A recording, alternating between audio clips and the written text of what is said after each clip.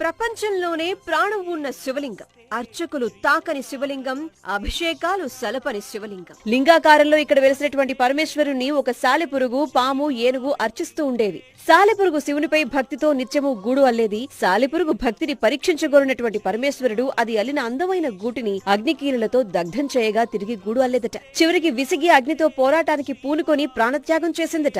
పరమేశ్వరుడు ఆ సాలెపురుగుకు మోక్షాన్ని ప్రసాదించారు. ఇక పాము నిత్యం మనులతో శివుని పూజిస్తూ ఉండగా ఏనుగొచ్చి ఆ మనులను తొలగించి నిత్యం జలంతో అభిషేకించి బిల్వపత్రాదులతో పూజించేదట. మర్నాడు అక్కడికి వచ్చినటువంటి సర్పానికి పత్రాలు కనిపించేసరికి కారకులెవరో తెలుసుకుందామనుకుని ఉదయాన్నే పొంచి చూసి ఏనుగొచ్చేసరికి ఏనుగు తొండల్లో దూరి కుంభస్థలాన్ని చేరి పీడించేసరికి ఆ సర్పం పెట్టిన బాధకు తాళలేని ఏనుగు కొండకు కుంభస్థలాన్ని మోదుకుని మరణించిందట. కుంభస్థలంలో ఉన్నటువంటి సర్పరాజం కూడా అసువులు బాసింది. ఆ విధంగా 3 ప్రాణులు కూడా మోక్షాన్ని పొందుకున్నటువంటి అద్భుతమైన క్షేత్రమే శ్రీకాళహస్తి.